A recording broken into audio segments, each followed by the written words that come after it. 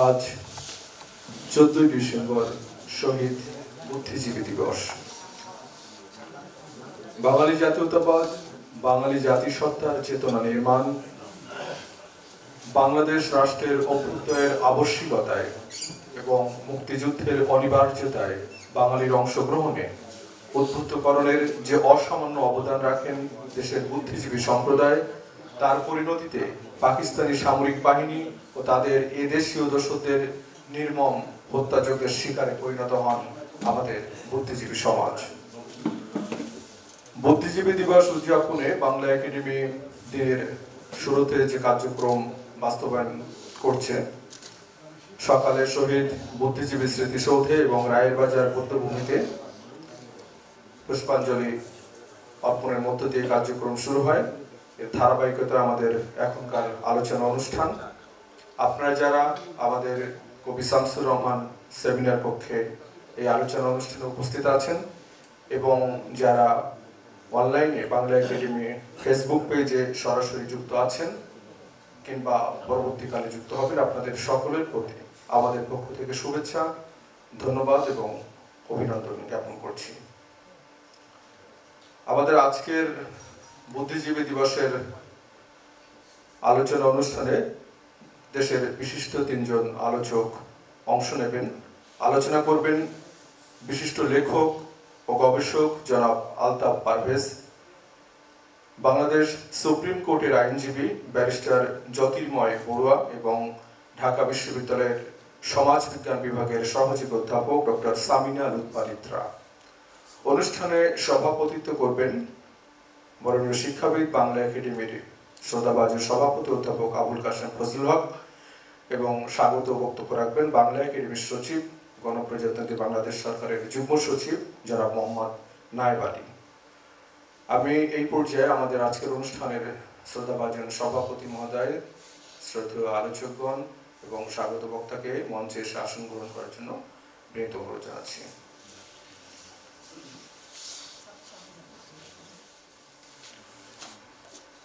সভাপতি মহোদয়ের অনুমতিক্রমে আমরা মূল আলোচনা অনুষ্ঠানে প্রবেশ করতে যাচ্ছি। তবে তার আগে আমাদের 2 জন দেশবরেণ্য গুণীজন প্রয়াত হয়েছেন। গত 12 তারিখে দেশের বিশিষ্ট রবীন্দ্রসঙ্গীত শিল্পী পাপিয়া সারোয়ার এবং গতকাল কবি হেলাল হাফিজ, এই 2 জন বরেণ্য ব্যক্তির স্মরণে আমরা শ্রদ্ধা জ্ঞাপন করবো। এই জন্য আপনাদেরকে দাঁড়িয়ে 1 মিনিট নীরবতা পালনের অনুরোধ জানাচ্ছি।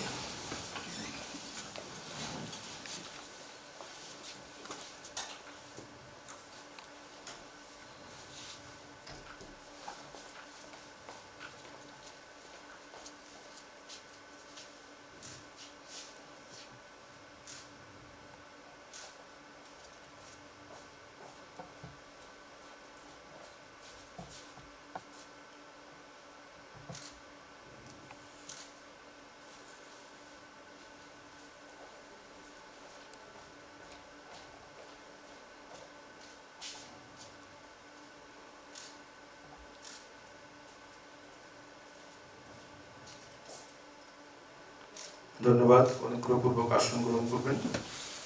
শুরুতেই স্বাগত বক্তব্য রাখবেন বাংলা একাডেমির সচিব জনাব মোহাম্মদ নায়েব আলী। আমি মহোদয়কে বিনীত অনুরোধ জানাচ্ছি।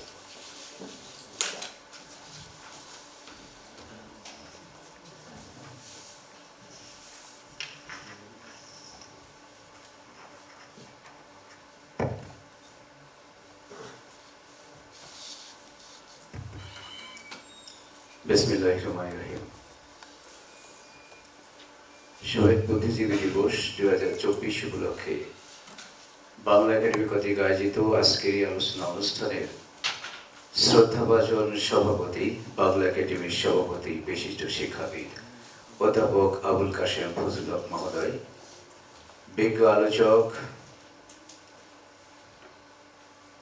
জনাব আলতাফ পারভেজ, লেখক ও গবেষক ব্যারিস্টার জ্যোতির্ময় বড়ুয়া, আইনজীবী, Bangladesh supreme court, doctor Samina Lutfa, বিজ্ঞ আলোচক, সহযোগী অধ্যাপক সমাজবিজ্ঞান বিভাগ, ঢাকা বিশ্ববিদ্যালয়। উপস্থিত সুধীবৃন্দ, শহীদ পরিবারের সম্মানিত সদস্যবৃন্দ, প্রিন্ট এবং ইলেকট্রনিক মিডিয়ার শ্রদ্ধাভাজন সাংবাদিকবৃন্দ, আমার প্রিয় সহকর্মীবৃন্দ, আমি আপনাদের সকলকে বাংলা একাডেমি এবং আমার ব্যক্তিগত পক্ষ থেকে আন্তরিক শুভেচ্ছা জানাচ্ছি। আমি আমার বক্তব্যের শুরুতেই পরম শ্রদ্ধা ভরে স্মরণ করছি শহীদ বুদ্ধিজীবীদেরকে, একই সাথে তাদের আত্মার প্রতি গভীর শ্রদ্ধা নিবেদন করছি, তাদের আত্মার শান্তি কামনা করছি। সম্মানিত সুধী, 1971-এ বুদ্ধিজীবী সহ নানা শ্রেণী পেশার মানুষকে যেভাবে হত্যা করা হয়েছে, পৃথিবীর ইতিহাসে সেটা তুলনা মেলা কঠিন। এই কথা বলার সাথে সাথে হয়তো আপনারা অনেকে বলবেন যে দ্বিতীয় বিশ্বযুদ্ধের কথা। একটু ভেবে দেখতে হবে যে দ্বিতীয় বিশ্বযুদ্ধ কম বেশি 6 বছর ধরে একাধিক মহাদেশে হয়েছিল। আমাদের সাথে যেটা সংশ্লিষ্ট সেটা মাত্র 56,000 বর্গ মাইলের ছোট্ট একটি ভূখণ্ডে 9 মাসের ভিতরে যে হত্যাযজ্ঞ হয়েছিল সেটি নিয়ে আজকের কথা। অনেকে এটিকে যুদ্ধ বলে থাকে। ইতিহাসের ছাত্র হিসেবে আমি এই সাথে একমত নই, তার কারণ যুদ্ধেরও কিছু নীতি নৈতিকতা আছে, যেটি বাংলাদেশের সাথে পাকিস্তানি বাহিনী যেটি করেছে কোনো ধরনের যুদ্ধের নীতি মেনেছে বলে আমার কাছে মনে হয়নি। আমি বরং এটিকে বলতে চাই, this was completely a brutal massacre. যাই হোক, 14 ডিসেম্বর আমরা শহীদ বুদ্ধিজীবী দিবস হিসেবে এটাকে পালন করি। তার অর্থ এই নয় যে শুধু 14 ডিসেম্বরেই বুদ্ধিজীবীদেরকে হত্যা করা হয়েছে। আমার কাছে মনে হয়েছে, বা যেটুকু জানি তাতে মনে হয় যে যুদ্ধের শুরুতেই, তার মানে 25শে মার্চ থেকেই কিন্তু এই অপকর্মটি তারা শুরু করেছিল। তবে ডিসেম্বরে এটা বেড়ে যায়, কারণটা কি? বাই দিস টাইম ইতোমধ্যে তারা, পাকিস্তানি বাহিনী বুঝে গিয়েছিল যে কোনোভাবেই এদেশের মুক্তিকামী মানুষের স্বাধীনতা অর্জনের যে আকাঙ্ক্ষা, যে প্রচেষ্টা, যুদ্ধের যে গতি, সেটা কোনোভাবে আর রুখে দেওয়ার মতো উপায় ছিল না। এ কারণে দুটি উদ্দেশ্যকে সামনে নিয়ে তারা এই হত্যাকাণ্ড ঘটিয়েছিল। একেবারে এদেশকে একেবারে মেধাশূন্য করে দেওয়ার জন্য। আরেকটি কারণ ছিল যে মেধাশূন্য করেই নয়, তারা স্বাধীনতা অর্জন করবে, কিন্তু মেধাশূন্য করে দিয়ে এই অর্জিত স্বাধীনতাকে তারা যাতে উপভোগ করতে না পারে, আর কোনোদিন যাতে ঘুরে বুদ্ধিবৃত্তিক ভাবে ঘুরে দাঁড়াতে না পারে, অথবা একেবারে সভ্যতার অন্ধকারে নিমজ্জিত থাকে, এই উদ্দেশ্যকে সামনে নিয়েই কিন্তু তারা সেদিন তালিকা করে খুঁজে খুঁজে এক এক করে অধ্যাপক মনির চৌধুরী, ডাক্তার আলিম চৌধুরী, অধ্যাপক মনিরুজ্জামান, ডক্টর ফজলে রাব্বি, অধ্যাপক জিসি দেব, জ্যোতির্ময় গৌড় ঠাকুরতা, অধ্যাপক সন্তোষ ভট্টাচার্য সহ এই ধরনের অসংখ্য বুদ্ধিজীবীদের তারা সেদিন হত্যা করেছিল। সম্মানিত সুধীমণ্ডলী, আমি আমার বক্তব্য একেবারে সংক্ষিপ্ত করব, এই কারণে যে আমরা নির্ধারিত সময়ের প্রায় আধা ঘন্টা পরে আমরা শুরু করেছি। যাদেরকে হত্যা করা হয়েছিল, বাংলা একাডেমির সাথে তাদের সম্পর্ক ছিল নিবিড়। এই একাডেমির সম্পর্ক খুবই গভীর ছিল। 25শে মার্চ কালো রাত্রে পাকিস্তানি বাহিনীও কিন্তু বাংলা একাডেমিকেও ছাড়ে নাই। এই একাডেমির প্রতি তাদের ছিল সেন দৃষ্টি, যে কারণে আজকের যে বর্তমান হাউস, সেটির উপরে কিন্তু তারা শেল নিক্ষেপ করেছিল। কারণ কি? কারণ একটি, জাতির মননের প্রতীক, বুদ্ধিবৃত্তিক এবং সাংস্কৃতিক চর্চার এই কেন্দ্রটিকে একেবারে ধূলিসাৎ করে দেওয়া, কিন্তু সেটি তারা পারেনি। যাই হোক, মুক্তিযুদ্ধে বিজয় অর্জনের পরে মুক্তিযুদ্ধ এবং শহীদ বুদ্ধিজীবীদের স্মৃতিকে অমর করে রাখার জন্য বাংলা একাডেমি অনেকগুলো পদক্ষেপ গ্রহণ করেছে। যুদ্ধের পরপরই একটি বিষয় খুব আলোড়ন সৃষ্টি করেছিল, সেক্টর কমান্ডারদের স্মৃতিচারণের জন্য একটা ব্যবস্থা করা হয়েছিল। এছাড়াও শহীদ বুদ্ধিজীবীদের স্মৃতি প্রদর্শনীর আয়োজন ছাড়াও তাদের রচনাবলী প্রকাশ, শহীদ বুদ্ধিজীবী কোষ গ্রন্থ ও শহীদ বুদ্ধিজীবী স্মারক গ্রন্থ প্রকাশ, শহীদদের স্বজনদের লেখা স্মৃতি 1971 গ্রন্থমালা প্রকাশ করেছে বাংলা একাডেমি। এই ধরনের প্রচেষ্টা অব্যাহত রাখবে বলে বাংলা একাডেমি এই ধরনের প্রচেষ্টা অব্যাহত থাকবে বলে আমার বিশ্বাস। সম্মানিত সুধী, দেশের জন্য 71-এর শহীদ বুদ্ধিজীবীদের আত্মত্যাগ কখনোই বিস্মৃত হবার নয়। আমাদের স্মৃতিতে শহীদ বুদ্ধিজীবীরা চির জাগ্রত থাকবেন, জাগরুক থাকবেন তাদের অগ্রগতি চিন্তা এবং সাহসী কর্মকাণ্ডের কারণে। শহীদ বুদ্ধিজীবীদের আদর্শে যদি আজকের এই বাংলাদেশকে আমরা গঠন করতে পারি, তাহলেই তাদের প্রতি শ্রেষ্ঠ শ্রদ্ধা নিবেদন হবে বলে আমার বিশ্বাস। সম্মানিত সুধী, আমরা বিষয়ের প্রতি দৃষ্টি রেখে দীর্ঘক্ষণ আলোচনা হবে, আমরা সেগুলো শুনবো, বুঝবো, ঋদ্ধ হব এই প্রত্যাশা রাখছি এবং এই 4-5 মিনিট আমাকে শুনবার জন্য আপনাদের সবাইকে ধন্যবাদ জানিয়ে আমার বক্তব্য শেষ করছি। আল্লাহ হাফেজ। বক্তব্য রাখলেন বাংলা একাডেমির সচিব জনাব মোহাম্মদ নায়েব আলী। এখন আমরা আলোচনা শুনব, বুদ্ধিজীবী দিবসের আলোচনা। প্রথমেই আলোচনা করবেন ঢাকা বিশ্ববিদ্যালয়ের সমাজ বিজ্ঞান বিভাগের সহযোগী অধ্যাপক ডক্টর সামিনা লুৎফা নিত্রা। আমি ম্যাডামকে আলোচনা রাখার জন্য সবিনয় অনুরোধ জানাচ্ছি। সুধীমণ্ডলী, জনাব ডক্টর সামিনা লুৎফা নিত্রা। ধন্যবাদ এবং শুভ অপরাহ্ন। আজকের উপস্থিতি, আমাকে আজকে এখানে বলতে ডাকবার জন্য বাংলা একাডেমির কাছে কৃতজ্ঞতা জানাচ্ছি। কারণ আসলে এরকম একটা দিনে আমাদেরকে কথা বলতে বলা হয়েছে, যে দিনে আমরা কে কি করেছি তার এক ধরনের সালতামামি ঘটে যায়, যেদিনে আমরা আমাদের নিজেদেরকে সেই প্রশ্নের মুখোমুখি করি যে কি করেছি, আসলে কি দায়িত্ব পালন করেছি, যে দায়িত্বগুলো পালন করার কথা ছিল সেগুলো করেছি কিনা।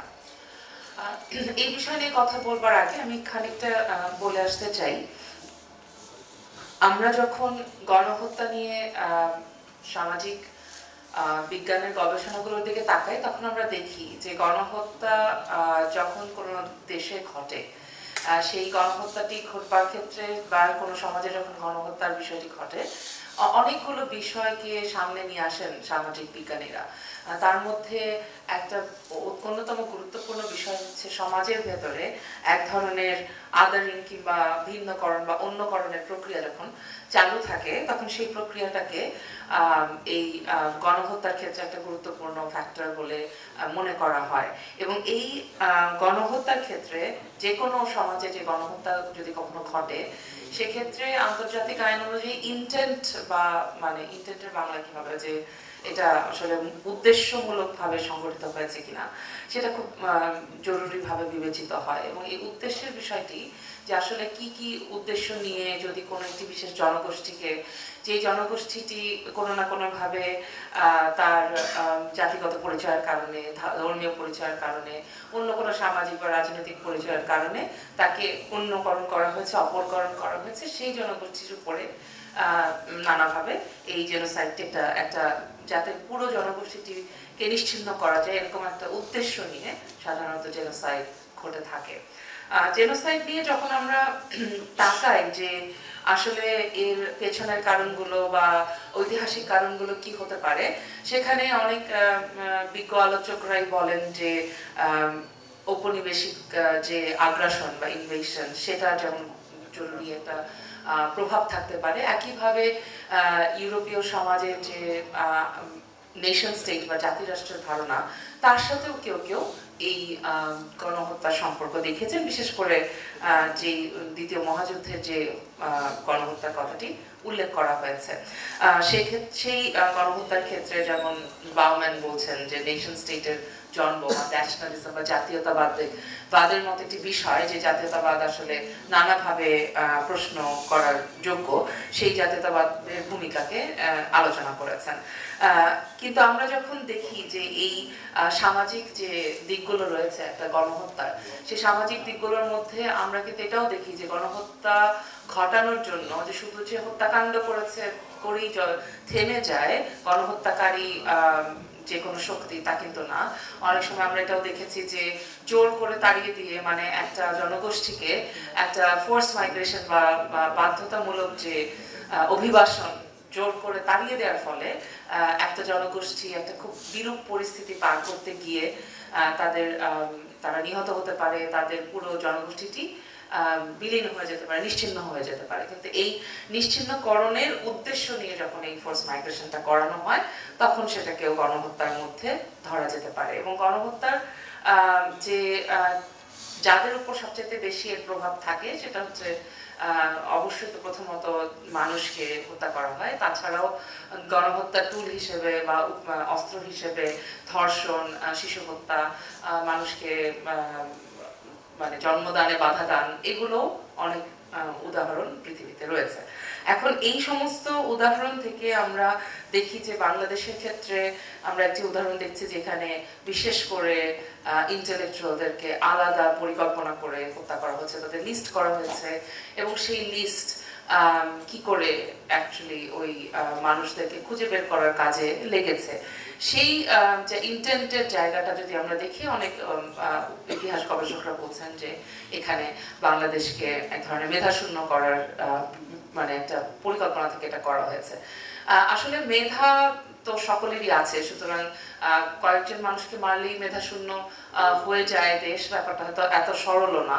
কিন্তু আমরা যদি একটুখানি আজকের দিকে তাকাই বা আমরা যদি চিন্তা করি যে 1971 সালের এই 14ই ডিসেম্বর যাদেরকে হত্যা করা হয়েছে এই লিস্ট করে একেবারে ধরে ধরে, তাদেরকে কেন এই লিস্টের মধ্যে তাদের জায়গা হয়েছিল সেটা যদি একটু চিন্তা করি তাহলে দেখব যে ওই সময় যে বয়ানটি ছিল, ওই সময় যে প্রবল প্রতাপান্বিত পাকিস্তানি বয়ান ছিল তার বিপরীতে দাঁড়িয়ে ওনারা কথা বলেছেন, ওনারা ওই বয়ানের বিপরীত বয়ান হাজির করছিলেন।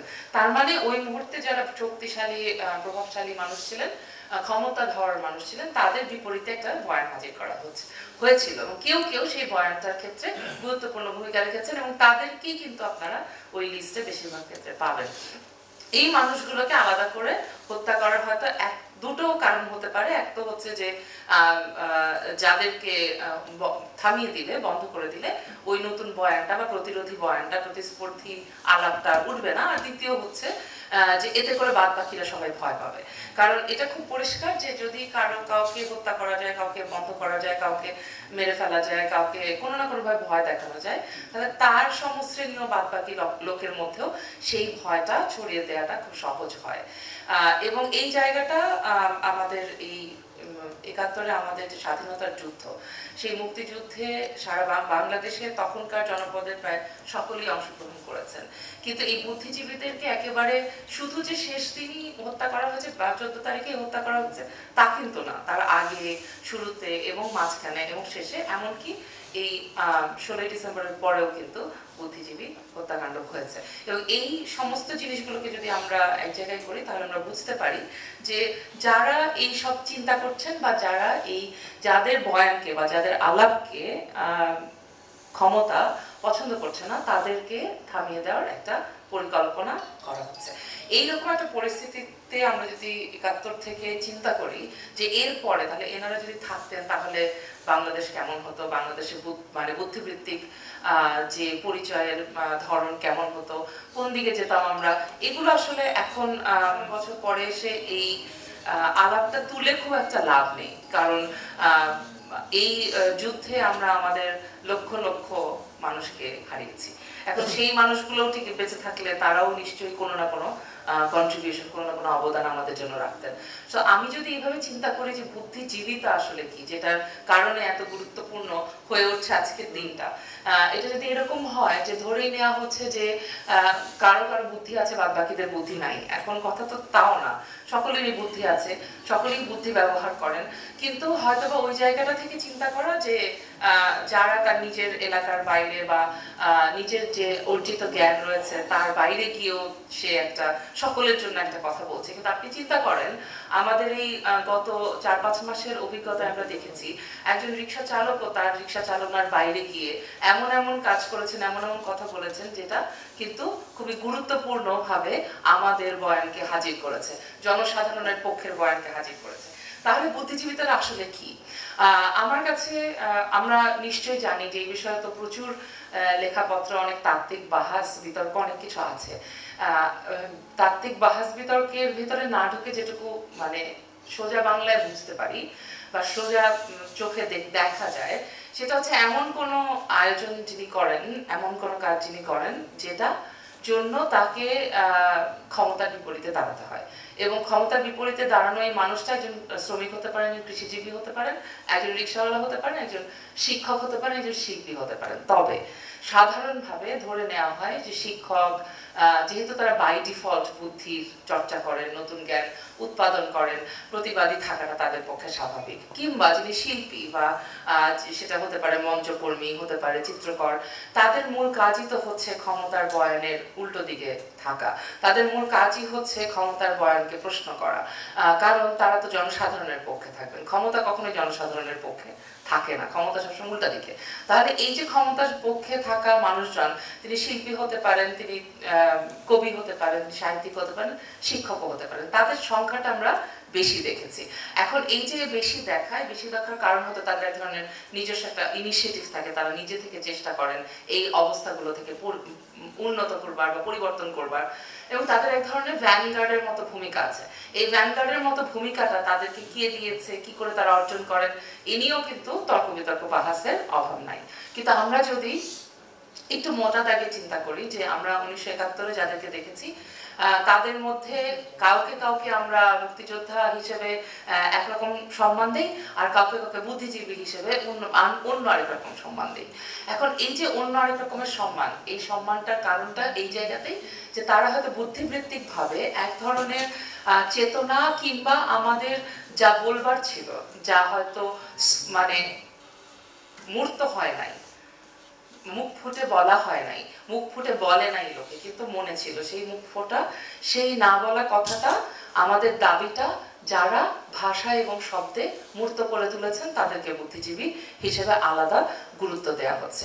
এই আলাদা গুরুত্ব দেওয়া মানুষরা তারা আসলে ঠিক 1971-এ আমাদের জন্য যা করেছেন বা আমাদের এই স্বাধীনতার পেছনে তাদের যে অবদান, সেটা তো অনস্বীকার্য। কারণ তারা সেই সময়ে এমন এমন কাজ করেছেন যে কাজগুলো সেই সময়কার হয়তো অন্যান্য শিক্ষক পেশাজীবীরা বলেন নাই। তার মানে এটাও সত্যি যে বুদ্ধি খরচ করে যারা চলেন, যে সমস্ত কর্মকাণ্ডে কায়িক পরিশ্রম করতে হয় না, কিন্তু বসে বসে মাথা কাটিয়ে টাকা পয়সা উপার্জন করা যায়, এরকম পেশার সংখ্যাও কিন্তু কম না, অজস্র। এবং সেই পেশার সকলেই যে বুদ্ধিজীবী হয়ে উঠেছেন সেরকমটাও না। তার মানে দেখছি যে ইতিহাসে তাদেরকেই আমরা গুরুত্ব দিচ্ছি আলাদা করে, যারা ওই দায়িত্বটা পালন করছেন। সমাজে এই মুহূর্তে যা ঘটছে, যার বিরুদ্ধে দাঁড়ানো দরকার, যে অন্যায় অবিচার হচ্ছে, তার বিপক্ষে যারা মানে অস্ফুট কথাটিকে মূর্ত করে তুলছেন, তারা বুদ্ধিজীবী হিসেবে গুরুত্ব পাচ্ছেন। এই জায়গা থেকে যদি আমরা আজকে যে 2024 সালের শেষ মাসে দাঁড়িয়ে আছি, আজকে এসে যদি আমরা চিন্তা করি যে এই দায়িত্বটি গত 53 বছরে আমাদের দেশে কারা বেশি পালন করেছেন, তাহলে আমরা দেখবো খুব বেশি আলাদা লোকে এই দায়িত্বটি পালন করেননি। তবে এই দায়িত্ব পালন করা লোকের সংখ্যা প্রবলভাবে কমে গেছে। এটা আমাদের গত কয়েক দশকের অভিজ্ঞতা, এবং এই কমে যাওয়ার কারণ ইত্যাদি আমরা ডেফিনেটলি বিচার করব। আমরা এটা নিয়ে নিশ্চয়ই যথেষ্ট আলাপ আলোচনা হবে, আমার পরবর্তী বক্তারা নিশ্চয়ই এগুলো নিয়ে বলবেন। কিন্তু আমার কাছে জরুরি লাগে, নিজে যেহেতু শিক্ষকতা পেশায় আছি এবং থিয়েটার করি, সুতরাং মানে শিল্প সাহিত্যের অঙ্গনেও একটু ঘোরাঘুরি করা হয়, তার ফলে আমার মনে হয় যে এই প্রশ্নটা বারবারই আমাদেরকে শুনতে হবে যে আমরা আসলে গত 53 বছরে, মানে বুদ্ধিজীবীরা যারা আমাদের জন্য স্বাধীনতা এনে দিয়ে গেছেন, তারপরে এই স্বাধীন বাংলাদেশে আমরা 53 বছরে কি বুদ্ধিজীবিতার চর্চা করেছি, কেমন বুদ্ধিজীবিতার চর্চা করেছি। একদম কেউ ছিলেন না সে কথা যেমন সত্যি না, কিন্তু বুদ্ধিজীবীদের সংখ্যাটা প্রবলভাবে কমে এসেছে, সেটাও খুবই সত্যি। এবং এই কমে আসার পেছনে দুটো জিনিস হতে পারে। এক হচ্ছে, আমরা সবসময় দেখেছি বুদ্ধিজীবীরা মধ্যবিত্ত শ্রেণী কিংবা উচ্চবিত্ত এবং উচ্চবিত্ত ঠিক না, উচ্চ মধ্যবিত্ত শ্রেণী থেকেই সাধারণত আসে। কিন্তু আমাদের দেশে 70-80 দশকে বিশেষ করে মধ্যবিত্ত শ্রেণীর একটা বিশাল উল্লম্ফন ঘটে এবং বিশাল পরিমাণ মানুষ মধ্যবিত্ত শ্রেণীতে যুক্ত হয়, যারা আগে যুক্ত ছিল না 90-এর দশকে, এবং তারপরের 3 দশক জুড়েই আমরা এই মধ্যবিত্তের যে কি বলবো সংখ্যাগত বৃদ্ধি, প্রবল বৃদ্ধি দেখতে পেয়েছি। এবং এই মধ্যবিত্তের যে সংখ্যাগত বৃদ্ধি, এই বৃদ্ধির তুলনায় যারা সকলের পক্ষে কথা বলবেন, যারা প্রকৃতির পক্ষে কথা বলবেন, মানুষের মানে মানুষের অধিকারের পক্ষে কথা বলবেন, তাদের সংখ্যা হয়তোবা শতকরা হারে কমে গেছে, কারণ মধ্যবিত্তদের পরিমাণটাই অনেক বেড়ে গেছে। আরেকটা হতে পারে এই যে মধ্যবিত্ত শ্রেণী যারা আগে মধ্যবিত্ত ছিলেন না কিংবা ঐতিহাসিকভাবে মধ্যবিত্ত নন, নতুন মধ্যবিত্ত হয়েছেন, সেই নতুন মধ্যবিত্ত শ্রেণীর মধ্যে ঠিক একই রকমের বুদ্ধিজীবিতার নমুনা আসলে তৈরি হয়নি, বা এর সাথে পুরনো বুদ্ধিজীবিতার এক ধরনের সংকট উপস্থিত হয়েছে। যেই সংকটটা এক ধরনের সাংঘর্ষিক সংকটও হতে পারে, কারণ নতুন বুদ্ধিজীবী নতুন মধ্যবিত্ত শ্রেণী যারা তৈরি হয়েছে, তারা যা চান, তাদের যা কামনা, তাদের যা আকাঙ্ক্ষা, যা অ্যাসপিরেশন, তার সাথে পুরনো বুদ্ধিজীবী কিংবা পুরনো ধরনের বুদ্ধিজীবী তার সাথে যারা যুক্ত ছিলেন তাদের ভাবনা, কর্মকাণ্ড সবকিছুরই পার্থক্য তৈরি হয়েছে। এবং এই পার্থক্যের ক্ষেত্রে আমরা যে বড় বড় সামাজিক চলকগুলোকে দেখতে পাই, তার মধ্যে একটি গুরুত্বপূর্ণ চলক হচ্ছে আমাদের কিন্তু আমরা একটা নিও লিবারাল দুনিয়াতে, নব্য উদারবাদী একটা অর্থনৈতিক পরিবেশের মধ্যে আছি, যেটার মধ্যে আমরা নিঃশ্বাস নেই। আমাদের নিঃশ্বাস নেওয়া মানে প্রতি নিঃশ্বাস এবং নিঃশ্বাসে আমি যে বাতাস গ্রহণ করি সেটা কিন্তু নিওলিবারাল পুঁজির দুনিয়ার নিঃশ্বাস। এখন সেই দুনিয়ার যে কার্যক্রম, সেই কার্যক্রম আমাদের বুদ্ধিজীবিতাতেও প্রবলভাবে প্রভাব ফেলেছে। এবং এই প্রবলভাবে এই ধরনের এই দুনিয়ার যে অর্থনৈতিক সম্পর্কগুলো, সেগুলো কিন্তু আমাদের মধ্য শ্রেণীর অর্থনৈতিক সম্পর্ককে প্রবলভাবে প্রভাবিত করেছে। ফলে যেটা হয়েছে যে আমরা মধ্য শ্রেণীর মধ্যে এমন বুদ্ধিজীবিতা দেখতে পেয়েছি যা বেশিরভাগ ক্ষেত্রেই সুযোগ সুবিধার সাথে সম্পর্কিত, কোনো না কোনো ভাবে পদবি পাওয়া, নানান রকম ভাবে পদক পাওয়া ইত্যাদির সাথে যুক্ত হয়ে গেছে। এগুলোর সাথে যেহেতু ক্ষমতার সম্পর্ক খুব সরাসরি, কারণ ক্ষমতাবান মানুষজন এসব দিয়ে থাকেন, সুতরাং এগুলোর সাথে এক ধরনের চালাকিগত যোগাযোগ, মানে বুদ্ধিজীবিতা তো মানে কিছুটা চালাকির ব্যাপারও, তো সেই চালাকির ব্যাপারটাতে মধ্যবিত্তের বুদ্ধিজীবিতা ধীরে ধীরে চলে গেছে, কারণ এছাড়া আসলে সে টিকবে কি করে। এখন এই টিকে থাকার প্রয়োজনে বুদ্ধিজীবী তার এই গত 53 বছরে আমরা এই ধরনের মানুষকে বেশি দেখেছি, মধ্যশ্রেণী তাদেরকেই বুদ্ধিজীবী বলে মাথায় তুলেছে, যারা কোনো না কোনো ভাবে তার সামাজিক পুঁজি গঠনে সক্ষম হয়েছে। সামাজিক পুঁজি মানে আমি কাকে চিনি, কি আমাকে চেনে, এবং এর বিনিময়ে আমি কোথায় কোথায় যেতে পারি। এখন এই সামাজিক পুঁজি খুব গুরুত্বপূর্ণ জিনিস, যেটা হয়তো আমরা যদি দেখি যে মধ্যশ্রেণীর যে পুরনো বুদ্ধিজীবী সমাজ রয়েছে, তাদের রয়েছে সাংস্কৃতিক পুঁজি, আর নতুন মধ্যশ্রেণীর মধ্যে থেকে যারা বুদ্ধিজীবী হয়ে উঠছেন তাদের আছে ব্যাপক পরিমাণে সামাজিক পুঁজি। তার মানে সামাজিক পুঁজির সাথে সাংস্কৃতিক পুঁজির এক ধরনের সংঘর্ষ কিন্তু আমরা গত 10-12 বছরে দেখেছি। আমি বলবো 12-15 বছর, মানে এটা আমি 13 থেকে যদি ধরি, শাহবাগ থেকে ধরছি, এটা খুব মানে প্রস্ফুটিত হয়ে উঠেছে, খুব পরিষ্কার করে সামনে এসে হাজির হয়েছে যে আমরা দেখতে পেয়েছি যে এই দুই ধরনের পুঁজি সম্পূর্ণ মানুষের একটা লড়াই আমাদের সামনে হাজির হয়েছে।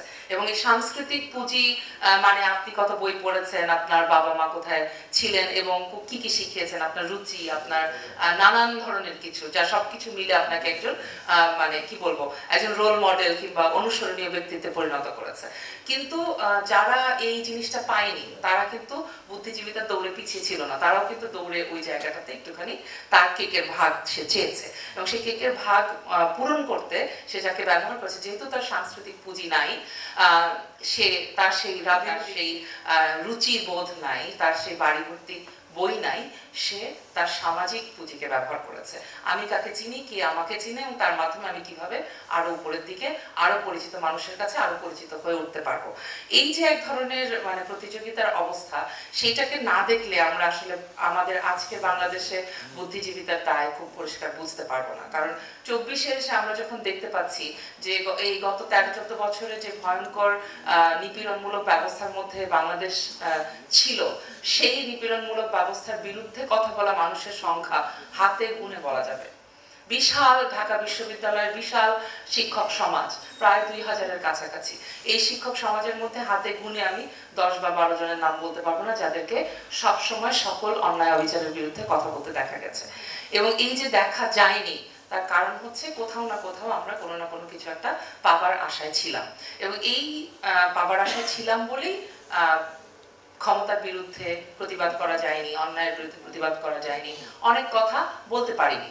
এবং এই যে বলতে না পারা বুদ্ধিজীবীরা, তারা কিন্তু বুদ্ধিজীবী হিসেবে তাদের যে রেলেভেন্স সেটা 24-এ এসে হারিয়েছেন। কেমন করে হারিয়েছেন আমি এটা একটু উদাহরণ দিতে চাই।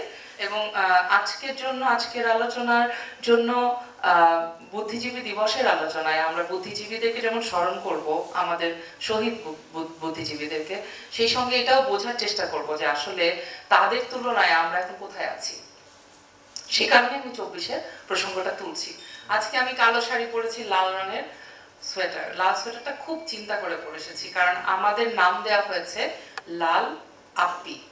লাল আপ্পি মানে হচ্ছে যারা লাল বিপ্লবের পক্ষে ছিলাম, যারা লালের পক্ষে প্রোফাইল পিকচার বদল করেছে, যারা লাল শাড়ি পরে রাস্তায় নেমেছে, বলেছিল যে সারা অগাস্ট মাস লাল শাড়ি পরবে, তাদের নাম দেওয়া হয়েছে। তার মানে এই নামটা কিন্তু জুলাই মাস থেকেই চালু হয়েছে। তার মানে এই যে লালের মানে যারা এই আন্দোলনে যুক্ত হয়েছে, প্রতিবাদ করেছে, নিপীড়নের বিরুদ্ধে দাঁড়িয়েছে, তাদেরকে কিন্তু ভিলিফাই করার একটা জায়গা অনেক আগে থেকে শুরু হয়েছে। এবং সেই ভিলিফিকেশন বা এইভাবে তাদেরকে অবৈধকরণ, তাদেরকে ছোট করা, তাদেরকে নানাভাবে স্টিগমার শিকার করা, এগুলো কিন্তু পুরনো প্রক্রিয়া। এগুলো কিন্তু একটা মানে যতই মনে হতে পারে যেটা একটা ছোট বিষয়, কিন্তু এইভাবেই আসলে আদারিং বা অপরকরণের প্রক্রিয়া শুরু হয়। এইভাবেই মানুষকে আলাদা করা হয় এবং তাদেরকে চিহ্নিত করা হয়, তাদেরকে লিস্টে আনা হয়। এবং এই যে ঠিক যেরকম লিস্ট আমরা 71 সালে শুনেছি, যে লিস্ট ধরে ধরে আমাদের বুদ্ধিজীবীদেরকে, শহীদ বুদ্ধিজীবীদেরকে হত্যা করা হয়েছে, ধরে নিয়ে যাওয়া হয়েছে, ঠিক সেরকম লিস্টের খবর আমরা কিন্তু 2013-14 সাল থেকে আমরা শুনতাম এবং নিয়মিত শুনতাম যে একটা লিস্ট হয়েছে, এই লিস্ট হয়েছে, অমুক একটা লিস্ট দিয়েছে। তারপরে লিস্টে থাকা মানে হচ্ছে আপনি কোথাও না কোথাও কিছু না কিছু কাউকে না কাউকে খেপিয়ে দিচ্ছেন। বুদ্ধিজীবীর মূল কাজই কিন্তু ওইটা, যে যার প্রভাব প্রতিপত্তি আছে তাকে খেপিয়ে রাখা। এখন এই খেপিয়ে রাখা লিস্টে যারা ছিলেন না বা যারা মনে করেছেন যে আমরা ওই শিল্প সাহিত্য সংস্কৃতি এবং সেই কালচারাল পুঁজির অংশীদার, যারা আগে আমরা অনেকদিন ধরে এই বুদ্ধিজীবীদের দুনিয়াতে দখল করে রেখেছি, তাদের কাউকে আমরা মোটামুটি এই ভয়ঙ্কর নিপীড়নমূলক সময়ে শিক্ষার্থী বা জনতার পাশে এসে দাঁড়াতে দেখি নাই, তাদের পরিষ্কার কোনো মতামত দেখি নাই। এই যে গত 15 বছর বা 13 বছর বা 11 বছর যাই বলেন না কেন, এই যে ভয়ঙ্কর নিপীড়নের মধ্যে দিয়ে বাংলাদেশের সম্পদ বিদেশে পাচার করা হয়েছে, বাংলাদেশের বহু মানুষকে অপরকরণ করা হয়েছে, হত্যা করা হয়েছে, গুম করা হয়েছে, নানাভাবে তাদেরকে নিপীড়নের শিকার করা হয়েছে, এই মানুষগুলোর পক্ষে কথা বলার লোক আমরা দেখি নাই। এবং এই যে ভয়ঙ্কর বিষয়গুলো হয়ে গেছে, সেটা যে বাংলাদেশের জনগণ জানে না তা কিন্তু না। বাংলাদেশের জনগণ জানতো, বাংলাদেশের জনগণের মনে সেই বাসনা সুপ্ত ছিল, তার হিডেন ট্রান্সক্রিপ্ট। এই সুপ্ত জায়গা বাংলাদেশের মানুষের মনে ছিল, যে সুপ্ত জায়গাটা, যে সুপ্ত বাসনার জায়গাটা, এই ব্যবস্থাকে সরিয়ে দেওয়ার সুপ্ত বাসনার জায়গাটা যে সত্যি সত্যি ছিল, সেটা কিন্তু আমরা জুলাইয়ের শেষে এসে বুঝতে পেরেছি। জুলাইয়ের শেষে এসে আমরা কি দেখেছি? আমরা দেখেছি দেয়ালে দেয়ালে চিকা মারা হয়েছে, স্প্রে পেইন্টে, ভুল বানানে, খুবই আঁকা বাঁকা হাতের লেখায়, খুবই নান্দনিক বোধহীন, কোট আনকোট নান্দনিক বোধহীন ভাষায় এবং ধরনে লেখা হয়েছে যে খুনি হাসিনা কবে যাবি, লেখা হয়েছে হামার বেটাক মারলু কেনে। এই কথাগুলো যে বলা হয়েছে, এগুলো বাংলাদেশের আত্মার কথা বলেছেন বুদ্ধিজীবীরা নন, তথাকথিত বুদ্ধিজীবীরা নন, প্রতিষ্ঠিত বুদ্ধিজীবীরা নন। এই কথাগুলো বাংলাদেশের সাধারণ মানুষ বলেছে। সেই সাহসটা দেখিয়েছেন যে তারা সেই গোপন ট্রান্সক্রিপ্টটাকে প্রকাশ্যে এনেছেন। কোথায়? একেবারে দেয়ালে, একেবারে জনপরিসরে। শুধু ওইটা লেখার অপরাধেও উনি গুলি খেয়ে মরে যেতে পারতেন। এই সাহস নিয়ে যেই ব্যক্তি ওই কথাটি লিখেছেন, তিনি গুরুত্বপূর্ণ বুদ্ধিজীবী, কারণ তিনি ওই মুহূর্তে জনসাধারণের মনের কথা সবার সামনে জনপরিসরে এনেছেন। উনি সবচেয়ে বড় বুদ্ধিজীবী এই কারণে যে উনি ভয়কে জয় করে ওই মুহূর্তে যা বলা দরকার ছিল, যার বিরুদ্ধে দাঁড়ানো দরকার ছিল, তার বিরুদ্ধে দাঁড়িয়েছেন। যারা ওই সময় যার বিরুদ্ধে দাঁড়ানো দরকার ছিল তার বিরুদ্ধে দাঁড়াতে পারে নাই, তারা কিসের বুদ্ধিজীবী? তারা কিভাবে বুদ্ধিজীবী? সুতরাং আমরা যখন আজকে 2024 সালে 53 বছর পরে বাংলাদেশের স্বাধীনতা যুদ্ধের শহীদ মুক্তিযোদ্ধাদেরকে স্মরণ করার এবং তাদের কাছ থেকে শেখার কথা চিন্তা করব। আমি এইটুকু চিন্তা করি যে যেরকম জহির রায়হান লিখেছিলেন সময়ের প্রয়োজনে, ঠিক সেই রকমই বাংলাদেশের মানুষ সব সময় সে জানে সময়টা আসলে সে কিন্তু অ্যাক্ট করে, সে কিন্তু কাজে নামে। আমরা বুদ্ধিজীবী হিসেবে বাংলাদেশের সময়কে, বাংলাদেশের জনসাধারণের পালসকে, এই মুহূর্তের চেতনাকে, এই মুহূর্তে কি চাইছে, এই মুহূর্তে কি বলছে বাংলাদেশ, সেটাকে আমরা আসলে ধরতে পারি কিনা, সেটাও বুদ্ধিজীবিতার অনেক বড় দায়। সেই দায়টা যদি আমরা না নিতে পারি তাহলে আসলে সেটা বুদ্ধিজীবিতা হলো না। তো আজকে আমি এখানেই শেষ করব এটুকু বলে যে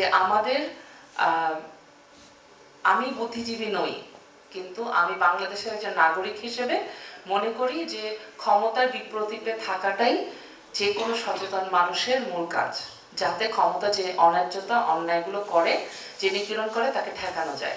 সেই নিপীড়নের বিরুদ্ধে দাঁড়ানো যেমন নাগরিকের কাজ, সেই কাজটি অন্যকে বিপদে না ফেলে, অন্যের মতামতকে ধ্বংস না করে, অন্যের মতামতের উপর নিজের মতামত চাপিয়ে না দিয়ে এক ধরনের সহাবস্থানমূলকভাবে আমি কি করে একটা কনভারসেশন, একটা সংলাপ তৈরি করতে পারি, যাতে করে এখন এই যে সামাজিক পুঁজি আর সাংস্কৃতিক পুঁজির লড়াই, সেই লড়াইয়ে যার সামাজিক পুঁজি আছে তার সাংস্কৃতিক পুঁজি কিভাবে বাড়বে, যার সাংস্কৃতিক পুঁজি আজকের সামাজিক পুঁজির সাথে মিলছে না তার সামাজিক পুঁজি কিভাবে বাড়বে, সেই বিষয়গুলো আসলে এখন অনেক বেশি গবেষণার প্রয়োজন।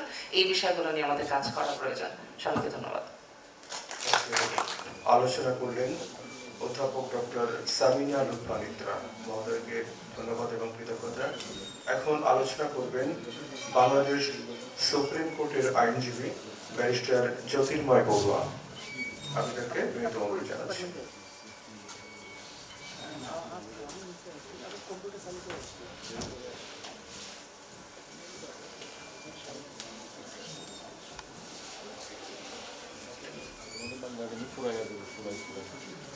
বাংলা একাডেমি কর্তৃক আয়োজিত আজকের এই বুদ্ধিজীবীদের বুদ্ধিজীবী দিবস উপলক্ষে যে স্মরণ সভার আয়োজন, সেই সভার সম্মানিত সভাপতি, উপস্থিত সুধী এবং আমার ফেলো বক্তা জনাব আলতাফ পারভেজ উনি আছেন, সবাইকে শুভেচ্ছা। আমি সামিনা লুৎফার বক্তব্য শুনছিলাম, শুনতে শুনতেই অনেকগুলো বিষয়ে ভাবছিলাম যে ক্ষমতার বিপরীতে থাকার কথা তিনি বলে গেলেন। আমার আসলে স্বাধীনতার পরবর্তী সময়ে জন্ম, এরকমের একটি অনুষ্ঠানে আমি কেন এটাই আসলে শুরু থেকেই ভাবছিলাম, কারণ আমি বোধহয় আমার এই বয়সে পর্যন্ত কোনো রাষ্ট্রীয় অনুষ্ঠানে প্রথম আমন্ত্রণ পেলাম। আমি এটা কি ক্ষমতার বিপরীতে থাকার কারণে কিনা জানি না। মহাপরিচালক মহোদয়কেও জিজ্ঞেস করছিলাম যে আমার নাম কেন এখানে, তিনি বলছিলেন বোধহয় এজেন্সি নামটা দিয়েছে হবে হয়তো, যেহেতু এজেন্সি নাম ঠিক করে দেয়।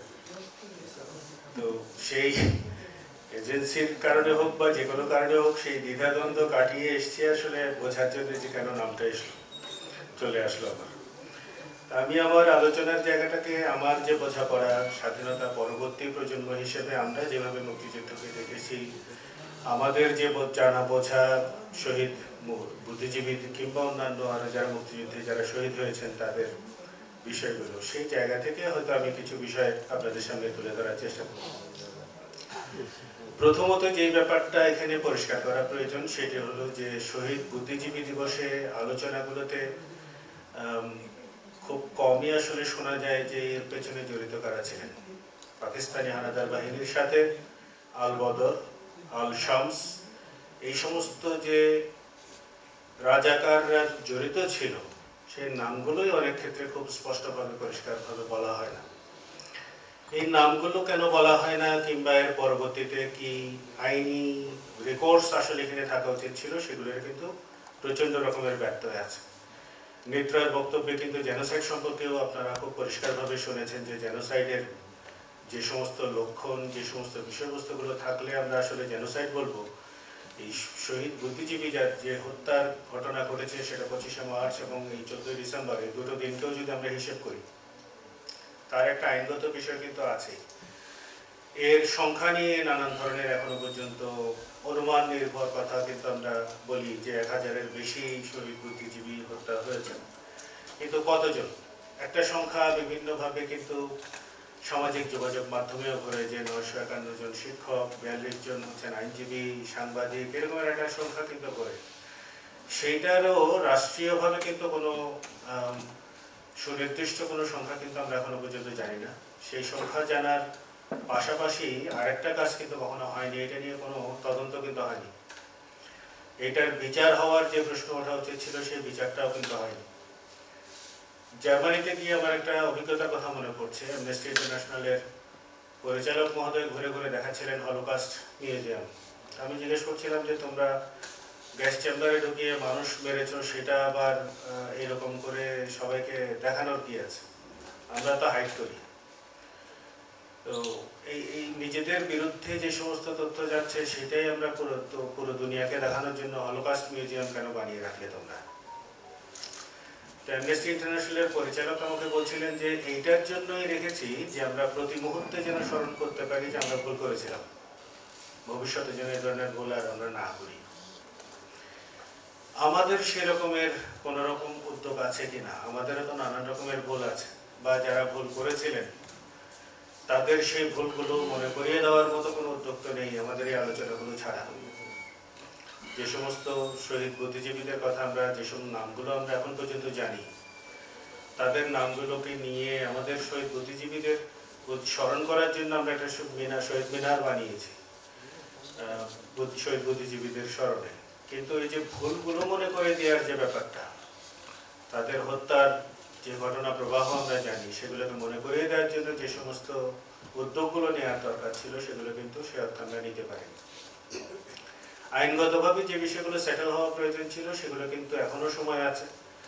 আমরা দ্বিতীয় বিশ্বযুদ্ধের পরে ঘটনা প্রবাহ যদি দেখি, তাহলে অনেক বছর পরে এসেও কিন্তু বিচার করার নজির কিন্তু আছে। জেনোসাইডের বিচার কিন্তু অনেক পরবর্তী সময়ে এসেও কিন্তু হয়েছে। শহীদ বুদ্ধিজীবীদের এই যে জেনোসাইডের পর্যায়ে পড়ে যাওয়া যে হত্যাকাণ্ড, সেটাকে কিন্তু আসলে আইনগতভাবে সেটেল করার সুযোগ আমি মনে করি অন্তত এখনো আছে। আমাদের সেই উদ্যোগে সামিল হওয়া প্রয়োজন। ট্রানজিশনের একটা বড় রকমের সময়ের মধ্য দিয়ে কিন্তু আমরা যাচ্ছি। আজকের এই যে দিবস নিয়ে আলোচনা, দুদিন আগেও নানান রকমের কিন্তু সংশয় সন্দেহের আলোচনা কিন্তু আমরা বিভিন্ন মাধ্যমে হতে দেখেছি। আমাদের অনেক বন্ধু বান্ধবরাই যারা বিগত সরকারের সাথে ছিলেন, যাদের এখনো পর্যন্ত হচ্ছে নানান রকমের বোঝাপড়ার মধ্যে নানান সমস্যা আমরা দেখতে পাচ্ছি, তাদের সংখ্যাগুলো হচ্ছে সবচেয়ে বেশি দেখেছি আমরা। যে এবার কি আসলে এই ধরনের অনুষ্ঠানগুলো পালন হবে কিনা, 16 ডিসেম্বর হবে কিনা, এক ধরনের মানে ওভার পাওয়ারিং এর একটা ব্যাপার বা পলিটিক্যাল ইমব্যালেন্সের ব্যাপারটা তো হচ্ছেই ট্রানজিশন পিরিয়ডের মধ্যে। এটা সারা পৃথিবীতে অন্যান্য দেশগুলো কিন্তু একই রকমের সমস্যার মধ্যে দিয়ে গেছে। কিন্তু তার মানে তো এই না যে আমাদের নিজেদের যে অতীত গৌরব, আমাদের যে ইতিহাস, সেটাকে আমরা ভুলে যাব। সেটাকে পাথেয় করে আমাদের সামনে এগোতে হবে। আমাদের বিগত সরকার যেটাকে এক রকমের ব্যাংক অ্যাকাউন্টের মতো করে রেখে এটাকে ব্যবহার করেছেন, মুক্তিযুদ্ধকে ব্যবহার করেছেন, তার ন্যারেটিভসগুলোকে একরকমভাবে দাঁড় করানোর চেষ্টা করেছেন। আমাদের মনে হয় যে এখন উপযুক্ত সময় সেই ন্যারেটিভগুলোকে মুক্তিযুদ্ধের সত্যিকারের চেতনায় নতুন ন্যারেটিভটাকে দাঁড় করানো। মুক্তিযুদ্ধের একটাই ন্যারেটিভ আমরা শুধু পেয়েছি। মুক্তিযুদ্ধের কিংবা এত বড় ঘটনার তো আসলে একটা ন্যারেটিভ হয় না, এর নানান ন্যারেটিভ থাকবে, নানান ইনক্লুশন থাকবে, নানান মানুষকে আসলে একীভূত করে নিয়ে আগানোর শক্তি থাকবে, ইচ্ছা থাকবে, যেটা আমরা কিন্তু দেখিনি। অর্থাৎ হয় তুমি আমার বন্ধু নয় শত্রু, এই নীতিতেই কিন্তু চলেছে বিগত 15.5 বছর। ফলে পুরো মুক্তিযুদ্ধ ব্যাপারটাই কেমন যেন একটা প্রতিপক্ষ হিসেবে দাঁড় করানোর এক ধরনের চেষ্টা কিছু গোষ্ঠীর মধ্যে আমরা কিন্তু দেখি। মুক্তিযুদ্ধ তো কারো প্রতিপক্ষ হতে পারে না। মুক্তিযুদ্ধ স্বীকৃত একটি সত্য, একটি ঘটনা, যেটাতে দেশের সাধারণ মানুষ প্রাণ দিয়েছে। এটা কোনো ব্যক্তি কিংবা কোনো সুনির্দিষ্ট কোনো রাজনৈতিক দলের কোনো অর্জনের বিষয় নয়। সবচাইতে বেশি প্রাণ দিয়েছে কিন্তু প্রান্তিক মানুষ, কৃষক, শিক্ষার্থী এবং অন্যান্য রাজনৈতিক নেতৃবৃন্দ এবং বিভিন্ন শ্রেণী পেশার মানুষ। সেই সাথে আমরা আজকে শহীদ বুদ্ধিজীবীদের কথাও আলাদাভাবে স্মরণ করছি, কারণ তালিকা করে 3000-এর একটি তালিকা করে তাদেরকে খুঁজে খুঁজে বের করে নিয়ে মারার ঘটনা ঘটেছে। ফলে এটাও আলাদাভাবেই গুরুত্ব পেয়েই আমাদের আলোচনার মধ্যে আসছে। এই যে ন্যারেটিভের কথা বলছি আমরা, এই ন্যারেটিভগুলো যদি আপনার স্টাবলিশ করতে হয়, তাহলে আমাদের যে জায়গাটায় প্রাথমিকভাবে হাত দেওয়া উচিত সেটা হচ্ছে আমাদের শিক্ষা ব্যবস্থা। আমাদের শিক্ষা ব্যবস্থায় বিগত 15 বছরে আবারও রেফারেন্সগুলোকে টেনেই আমাদেরকে বলতে হচ্ছে। সেই সময় যেভাবে একতরফাভাবে একটি ন্যারেটিভকে দাঁড় করানোর চেষ্টা করা হয়েছে, সেইটাকে বাদ দিয়ে আসলে মুক্তিযুদ্ধের সত্যিকার অর্থের ন্যারেটিভটাকে আমাদের শিক্ষা ব্যবস্থার মধ্যে ঢোকানো যদি এখন সম্ভব না হয়, অদূর ভবিষ্যতে হয়তো আমরা নানান ধরনের ডিস্টর্টেড ফ্যাক্টগুলো নিয়েই কিন্তু আমাদের ভবিষ্যৎ প্রজন্ম বড় হবে।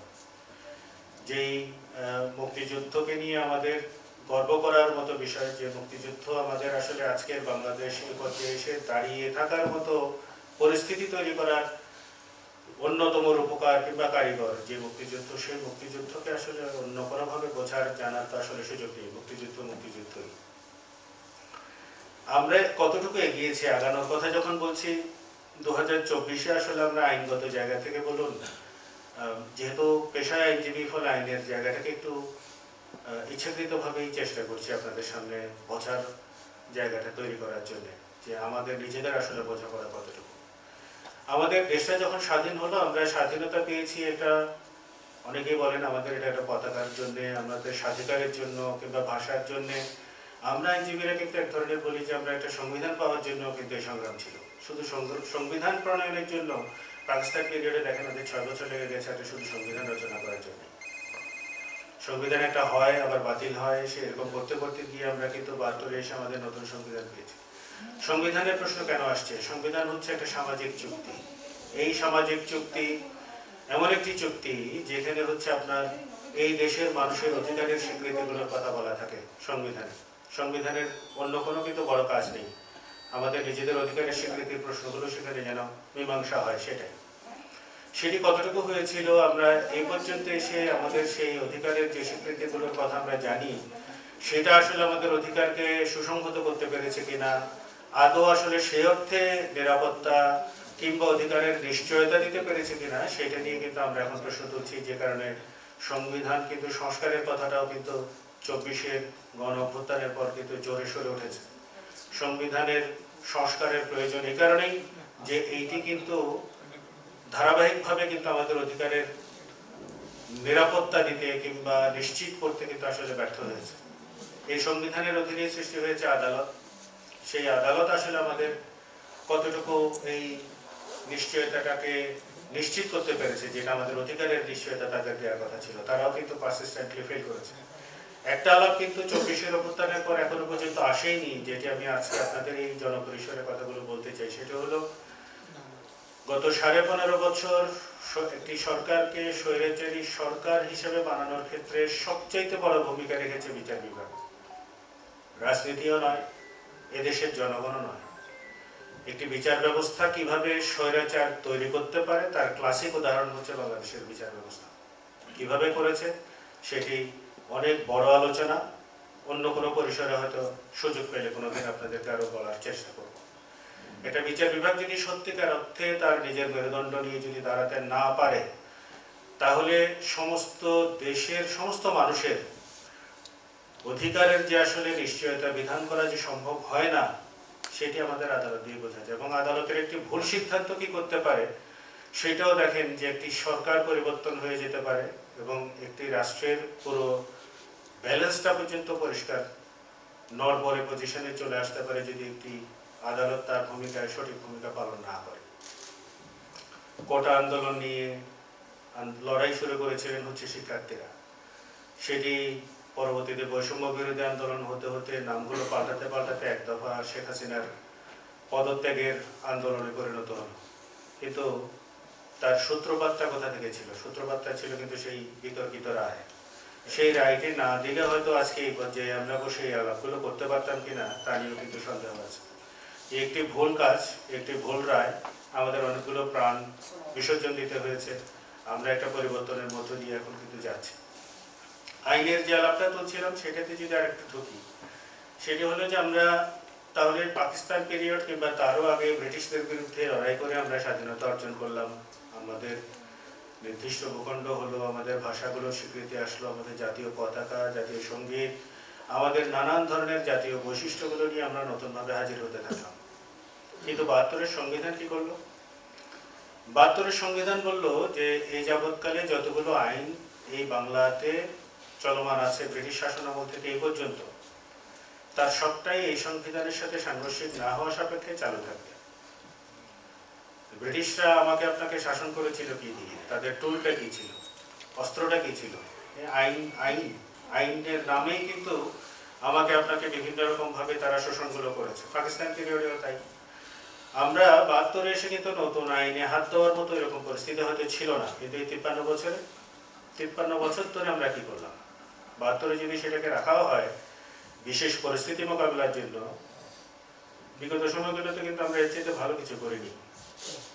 ব্রিটিশ আইনের আমরা নানান ধরনের সমালোচনা করি যে এটা কলোনিয়াল আইন, এবং যে স্ট্রাকচার নিয়ে পাকিস্তান পিরিয়ডেও যে আইনগুলো হয়েছে সেটাও হচ্ছে কলোনিয়াল স্ট্রাকচারটাকে রেখে। আমরা তো সেই কলোনিয়াল নাই।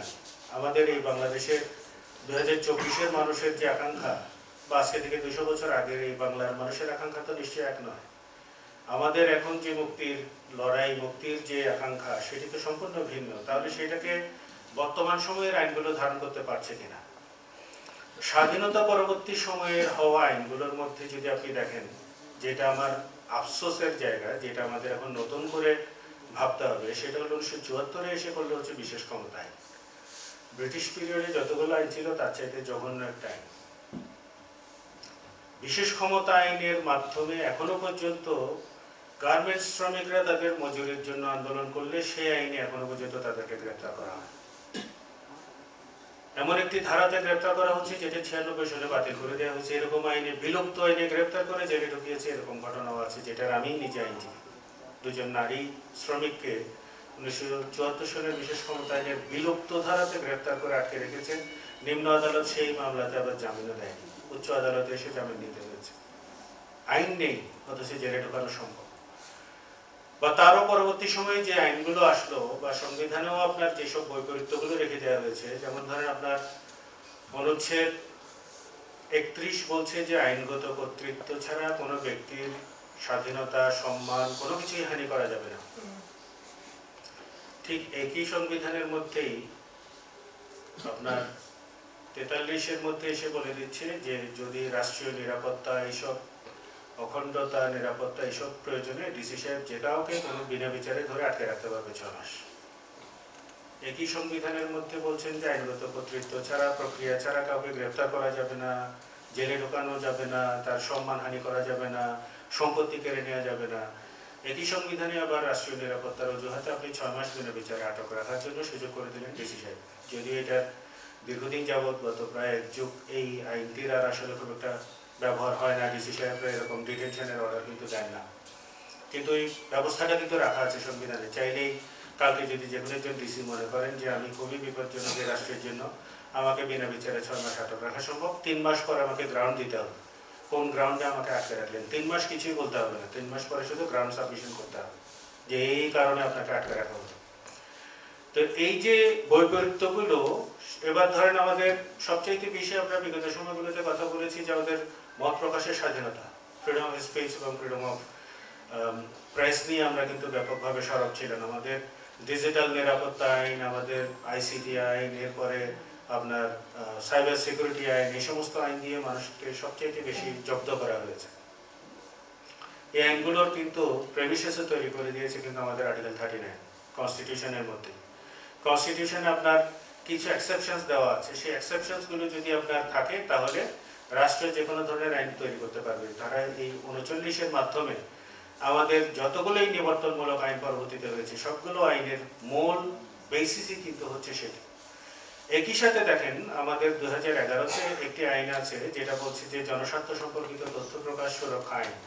সেখানে বলছে কেউ যদি আপনার জনস্বার্থ সম্পর্কিত তথ্য প্রকাশ করেন, তার নাম প্রকাশ করা যাবে না, তার বিরুদ্ধে কোনো ধরনের আইনগত ব্যবস্থা নেওয়া যাবে না। কোনো ব্যক্তি যদি ভুলে সেই ব্যক্তির বিরুদ্ধে আইনগত ব্যবস্থা নেন, তাকে আসলে গ্রেফতার করতে হবে, তার বিরুদ্ধে আইনগত ব্যবস্থা নিতে হবে। আমাদের তথ্য অধিকার আইন বলে 2009 সালে একটি আইন আছে, যেটা হচ্ছে আমাদের রাষ্ট্রীয় এবং ব্যক্তি মালিকানাধীন প্রতিষ্ঠানগুলোর নানান ধরনের তথ্য চাওয়ার এবং পাওয়ার ক্ষেত্রে নতুন আইনগত একটা স্বীকৃতি এনে দিয়েছে 2009-এর এই তথ্য সুরক্ষা আইন। এখন একই সাথে যখন আবার আপনাকে বলছে যে আপনি কোনো তথ্য কারো কাছ থেকে অনুমতি না নিয়ে প্রকাশ করার কারণে আপনাকে জেলে ঢোকানো হচ্ছে ডিজিটাল সিকিউরিটি অ্যাক্টে, তাহলে একটি আইন আরেকটা আইনের সাথে ক্রস কাটিং একটা ভূমিকার মধ্যে অবতীর্ণ হয়েছে। আমি আইনের জায়গাতে কেন ঢুকছি, এই আলোচনাগুলো কেন করছি? যেহেতু আমি আলোচনা শুরু করেছিলাম ব্রিটিশ কলোনিয়াল আইন খারাপ এই ধারণাগুলো থেকে, তো বাংলাদেশ পিরিয়ডে আমরা কি করলাম? সবই তো নিবর্তনমূলক আইন। 2018-19 সালের দিকে যদি 18 কথাটাই চিন্তা করি, 45টির মতো আইন হয়েছে। 45টি আইনের মধ্যে অন্তত কয়েকটি আছে হচ্ছে বিভিন্ন বিশ্ববিদ্যালয়ের অনুমোদন, শেখ হাসিনা বিশ্ববিদ্যালয়, বঙ্গবন্ধুর নামে বিভিন্ন বিশ্ববিদ্যালয়, এই সমস্ত বিশ্ববিদ্যালয়গুলোর অনুমোদন সংক্রান্ত আইনগুলো বাদ দিলে বাকি আইন সবকটাই হচ্ছে নিবর্তনমূলক আইন। অর্থাৎ আমরা নিজেরা জাতি হিসেবে এতটাই নিপীড়িত থেকেছি, এতটা বছর ব্রিটিশদের হাতে নির্যাতিত হয়েছি, পাকিস্তানিদের হাতে নির্যাতিত হয়েছি। আমরা নিজেদের প্রতি নিজেদের আচরণ কেমন? যে রাজনৈতিক দলটি আমাদের মুক্তিযুদ্ধে অগ্রণী ভূমিকা পালন করেছে, বাংলাদেশ আওয়ামী লীগ, সেই তারা 2024-এ এসে কিংবা তারও পূর্ববর্তী সময়গুলোতে নিজেদেরকে এই পরিমাণ নিবেদন করতে পারে, সেটা তো আমাদের জানা বোঝার অতীত ছিল। আমরা কি ভেবেছিলাম কখনো যে তারা পাকিস্তানিদের মতো আচরণ করবে আমাদের সাথে? আমরা কি কখনো ভেবেছিলাম যে তারা ব্রিটিশদেরকেও ছাড়িয়ে যাবে অত্যাচারে কোনো কোনো সময়? তাহলে আমাদের আত্মশুদ্ধির জায়গাটা তো আসলে আসা খুবই প্রয়োজন। আমরা বাঙালির প্রতি নিপীড়ন করতে গিয়ে পাকিস্তানিদের মতো করে আচরণ করছি বা ব্রিটিশদের মতো করে আচরণ করছি, তারা যেভাবে আমাদেরকে নিপীড়ন করেছিল সেই একই কায়দায়। 24-এ যে গণহত্যা হয়েছে, সেই গণহত্যাগুলোকে আপনি কোন মানদণ্ডে আসলে বিচার করবেন? যদি আমি 71-এর সময়ের সাথেও বিচার করতে যাই বা তুলনা করতে যাই, তাহলে কি কোনো কোনো ক্ষেত্রে 71-এর চাইতেও বেশি নৃশংসতা হয়নি 24-এ এসে? সেটা কি বাইরের কেউ এসে করলেন? আমরা নিজেরা করছি, নিজের দেশের মানুষের প্রতি করছি। এই জায়গাগুলোকে আমরা কিভাবে আসলে পাল্টাবো? এখানে আইনি কিংবা 75-এও একই রকমের ঘটনা ঘটেছে। তাহলে এই যে সময়ের মধ্যে আমরা যে সমস্ত নৃশংসতাগুলো দেখছি বা এখনো এসে যে সমস্ত নৃশংসতাগুলো, কিংবা এই 6ই আগস্টের পরবর্তী সময়গুলোতেও আমরা যে সমস্ত নৃশংসতাগুলো দেখছি নিজেদের প্রতি, সেগুলোতে আমাদের আত্মশক্তির জায়গাগুলো তো নিয়ে আসতে হবে, আমাদের এই কথাগুলোও বলতে হবে। আমাদের মুক্তিযুদ্ধ এবং এই মুক্তিযুদ্ধের সময়ে আমাদের দেশের সাধারণ মানুষ এবং বুদ্ধিজীবীদের যে আত্মত্যাগ, সেই আত্মত্যাগ থেকে শিক্ষা নিয়ে এবং আমাদের অন্তত বিগত 15.5 বছরের যে অভিজ্ঞতা, সেটা থেকেও যদি আমরা শিক্ষা নিই, আমাদের ভবিষ্যতে আমরা আসলে কেমন বাংলাদেশ চাই, এখান থেকে উত্তরণ আমরা কিভাবে ঘটাবো, আমাদের অতীত আমাদেরকে কিভাবে সামনে এগিয়ে যেতে সহযোগিতা করবে, সে নিয়ে নতুন ভাবনা আমাদের শুরু করার এখনই সময়। এই আহ্বান জানিয়ে আমি আপনাদের সবাইকে ধন্যবাদ জানিয়ে শেষ করছি। বাংলাদেশ সুপ্রিম কোর্টের আইনজীবী ব্যারিস্টার জ্যোতির্ময় বড়ুয়া এখন আলোচনায় অংশ নেবেন। বিশিষ্ট লেখক ও গবেষক জনাব আলতাফ পারভেজ, আমি মহোদয়কে বিনীত অনুরোধ জানাচ্ছি। সবাইকে সালাম এবং বৈকালিক শুভেচ্ছা। সামিনা লুৎফা ম্যাডাম চলে গেছেন বোধহয়। উনি বলছিলেন একবার যে বুদ্ধিজীবী কারা। বুদ্ধিজীবী আসলে সবাই, এবং এটা আমাদের সৌভাগ্য যে সবাই বুদ্ধিজীবী না হলে কি হতো বলা মুশকিল। এখানে আলোচনায় এসেছে যে মেধা শূন্য করার জন্য 71 সালে বুদ্ধিজীবীদের হত্যা করা হয়েছিল। সত্য, আমাদের তো গত মাসগুলোয় মানুষ শূন্য হয়ে যাওয়ার অবস্থা ছিল, যদি না সমাজের ওই তথাকথিত বুদ্ধিজীবীর বাইরে সাধারণ মানুষ কথা বলতে শুরু। গান লেখা হয়েছিল কথা কম, নারায়ণগঞ্জ। আমাদের মানে রেজিস্টার্ড বুদ্ধিজীবীদের মধ্যে পড়েন না ওই শিল্পী। এরকম গানগুলা হয়েছিল বলে এই গণহত্যা থামানো গিয়েছে। ফলে বুদ্ধিজীবী সবারই হওয়া দরকার এবং সবাই হয়ে গেছে।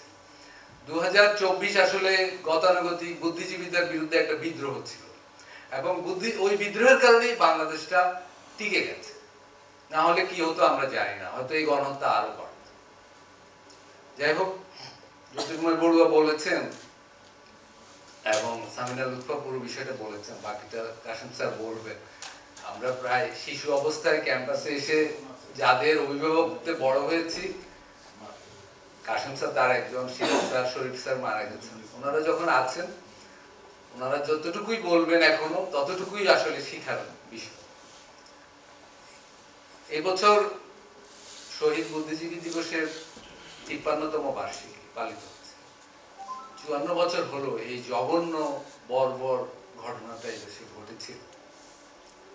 যুদ্ধ তো সারা পৃথিবীর ইতিহাসে সবসময় হয়েছে, জাতিতে জাতিতে, দেশে দেশে। কিন্তু একটা জাতির বুদ্ধিজীবীদের বাছাই করে পরিকল্পিতভাবে খুবই অল্প সময়ের ভিতর এভাবে নিধন করার উদাহরণ পৃথিবীতে খুবই বিরল, সম্ভবত নেইও। খুবই পরিকল্পিতভাবে এরকম একটা বিরল ঘটনা ঘটানো হয়েছে। হ্যাঁ, এটা তো একটা জাতিগত ঘৃণার ব্যাপার ছিলই, বোঝাই যাচ্ছে, এবং পাকিস্তানিরা পরিকল্পিতভাবে এটা করেছে। দেখেন 1946, 47, 48 পাকিস্তান আন্দোলনের এই সময়টায়, পাকিস্তান আন্দোলন এবং পাকিস্তান রাষ্ট্র গঠনের সময় পশ্চিম পাকিস্তানের যে কোনো জাতির তুলনায় পূর্ব পাকিস্তানের বাঙালি মুসলমানের অবদান, অংশগ্রহণ, ত্যাগ বেশি ছিল। পূর্ব পাকিস্তানের বাঙালিরা অখণ্ড বাংলার বিভক্তিকেও গ্রহণ করে ফেলেছিল পাকিস্তানকে গঠন করার স্বার্থে, এতটুকু ছাড় দিয়েছিল। কিন্তু পাকিস্তান হওয়ার পর থেকে আপনারা দেখেন, পাকিস্তান হওয়ার প্রথম 6 মাসের ভিতর বাংলার মুখ্যমন্ত্রী সোহরাওয়ার্দী গণপরিষদ সদস্য পদ বাতিল করে দেয় করাচি। অর্থাৎ পাকিস্তান গঠনের প্রথম থেকে এই অঞ্চল বঞ্চনা, বৈষম্যের শিকার হতে শুরু, এবং এটা এত তীব্র ছিল যে বুদ্ধিজীবী নিধনের ভিতর দিয়ে আমরা এটা একদম সাক্ষ্য প্রমাণ আকারে পাই। এটা 71 সালের ঘটনা কোন নির্বাচনী ফলাফল নিয়ে দ্বন্দ্ব আকারে দেখার একটা প্রচেষ্টা আছে। নির্বাচনী দ্বন্দ্ব হলে এরকম ভয়াবহ ঘটনা, এত পরিকল্পিত ঘটনা, এত শত শত বুদ্ধিজীবী নিধনের ঘটনা তো ঘটত না। এটা অবশ্যই একটা জাতিগত ঘৃণার বহিঃপ্রকাশ আছে, এটাই বাস্তব সত্য। কিন্তু শুধু জাতিগত ঘৃণার ব্যাপারই ছিল না। আমরা যদি বুদ্ধিজীবীদের যে তালিকা দেখি, অবশ্যই এটা পূর্ণাঙ্গ নয়, যদি বলেছেন যে আমাদের এটা একটা জাতীয় ব্যর্থতা, 53 বছর পরেও আমরা এই তালিকাটাও করতে পারি, বিচার করতে পারিনি। একটা পূর্ণাঙ্গ তদন্ত রিপোর্ট কোথাও পাওয়া যাবে না যে কিভাবে বুদ্ধিজীবীদের মারা হয়েছে। এটা আমরা নিজেরা না পারে আমরা জাতিসংঘকেও দায়িত্ব দিতে পারতাম, সেটা আমাদের ব্যর্থতা হতো, কিন্তু সেটা তো করতে হবে আমাদের, সেগুলো নাই। কিন্তু যতটুকু তালিকা আছে, সেই তালিকা যদি খুঁটিয়ে খুঁটিয়ে আমরা দেখি, সংখ্যাগরিষ্ঠ বুদ্ধিজীবী ছিলেন যারা শোষিত মানুষের কথা বলতেন, বঞ্চনার কথা বলতেন, শ্রেণী বৈষম্যের কথা বলতেন। মূলত এই মানুষগুলোকে বেছে বেছে মারা হয়েছে প্রধান। তার মানে এটা শুধু জাতিগত ঘৃণার ব্যাপার ছিল না, এটা একটা শ্রেণীগত ঘৃণারও ব্যাপার ছিল, এটা একটা শ্রেণীগত শুদ্ধি অভিযানের ছিল, এবং এটাই বাস্তবতা। ফলে বুদ্ধিজীবী শুনলেই আসলে বুদ্ধিজীবী কোনো পুতুপুতু শব্দ, বিশুদ্ধ পবিত্র শব্দ হিসাবে দেখার কিছু নেই। বুদ্ধিজীবী মানে শ্রেণী বুদ্ধিজীবী। আমরা সবাই জানি যে সাধারণভাবে দু ধরনের বুদ্ধিজীবী আছে। একদল রাষ্ট্র, রাজনীতি এগুলা থেকে দূরে থেকে বুদ্ধিজীবিতা করেন তাদের নিজ নিজ পেশায়। অন্য দল যারা মূলত সংখ্যাগরিষ্ঠ, অন্য বুদ্ধিজীবী যে কেউ মূলত কোনো না কোনো শ্রেণীর বুদ্ধিজীবী, অর্গানিক ইন্টেলেকচুয়াল। এখানে সালমান রহমানদের বুদ্ধিজীবী যেমন আছেন, চা বাগানের বুদ্ধিজীবীও আছে, আশুলিয়া শ্রমিকদের বুদ্ধিজীবীও আছে, এটাই বাস্তব। এবং 71 সালে পাকিস্তান রাষ্ট্রের শাসক বুর্জোয়ারা অত্যন্ত সচেতন ভাবে তাদের বিপক্ষ শ্রেণীর বুদ্ধিজীবীদের নিধনে নেমেছে, এবং সেই ধারাবাহিকতা যে এখনো মুক্ত তা না। কিন্তু আমাদের এটা স্বীকার করতে হবে যে 71 সালের শহীদ বুদ্ধিজীবীরা একই সাথে জাতিগত ঘৃণার শিকার, হত্যাযজ্ঞের শিকার, এবং একই সাথে শ্রেণীগত হত্যাযজ্ঞের শিকার। এই দুটো সত্য স্বীকার করা জরুরি। আর কি মুশকিল হলো, স্বাধীন বাংলাদেশেও আমরা সেই জাতিগত এবং শ্রেণীগত ঘৃণার অভ্যাস, চর্চা থেকে বেরোতে পারিনি, প্রশাসনিক চর্চা থেকেও বেরোতে পারিনি। যে তার দুটো বড় প্রমাণ তো আছে সাক্ষ্য হিসাবে। একটা হলো যে 72 সাল থেকে আমরা স্বাধীন বাংলাদেশটাকে মূলত পাকিস্তান রাষ্ট্র কাঠামোতে ঠেসে দিয়েছি। সমস্ত আইন, অভ্যাস, সমস্ত আমলাতন্ত্র, যাবতীয় সবকিছুই আসলে আমরা পাকিস্তান রাষ্ট্র কাঠামোকে চর্চা করে যাচ্ছি। আমরা একটা আলাদা সঙ্গীত, জাতীয় সঙ্গীত পেয়েছি, জাতীয় প্রতীক পেয়েছি, আরো এরকম জাতীয় পতাকা পেয়েছি। এরকম 5-6টা জিনিস বাদ দিলে আপনি যদি মৌলিক বিষয়গুলো যাবেন, আইন, প্রশাসন, সেগুলা ওই পাকিস্তান শব্দের বদলে বাংলাদেশ শব্দটা শুধু প্রতিস্থাপিত হয়েছে। একই কাঠামো, একই প্রশাসন, আমলাতন্ত্রের একই ভঙ্গি, একই শাসন যন্ত্র কাজ করে যাচ্ছে গত 53-54 বছর ধরে। তার মানে আমাদের বুদ্ধিজীবীরা এগুলো চ্যালেঞ্জ করতে পারেনি। যেই কারণে 71 সালের বুদ্ধিজীবীরা নিহত হয়েছিলেন, সেই কারণগুলো পূর্ণ মাত্রায় বহাল আছে, বহাল ছিল, এখনো আছে, 2024-এও আছে। তার মানে আমরা 71 সালের ওই জায়গা থেকে অতিক্রম করে যেতে পারি না। আজকে দেখেন 2024-এ বুদ্ধিজীবী দিবস পালিত হচ্ছে, এটা আমি বললাম যে 53তম। গত 15 বছর কি বুদ্ধিজীবী দিবস পালিত হয়নি? নিশ্চয়ই। গত বছর একটা শিশু বলেছিল যে স্মৃতিসৌধে দাঁড়িয়ে, আমরা স্বাধীনতা তো দেখছি, স্বাধীনতা দিবস, আমি ডাল চালের কেনার স্বাধীনতা আছে। এই কথাটা একটা পত্রিকায় ছাপা হয়েছিল। সেই পত্রিকা নিষিদ্ধ করে সম্পাদককে গ্রেফতারের জন্য 200 বুদ্ধিজীবী বিবৃতি দিয়েছিলেন। এটা 6 মাস আগের ঘটনা হবে।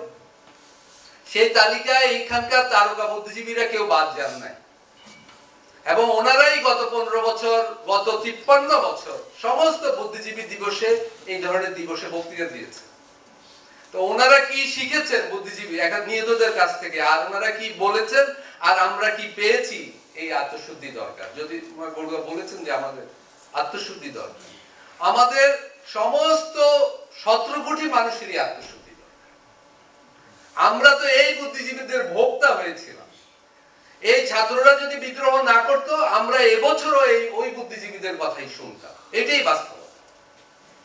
আমরা 71-এর পরে, 71-এর যে অঙ্গীকার, 71-এর অঙ্গীকার, সাম্য, মানবিক মর্যাদা, সামাজিক ন্যায় বিচার, সেটা যদি পালিত হতো, তাহলে কি 1990-এর গণঅভ্যুত্থানের প্রয়োজন হতো?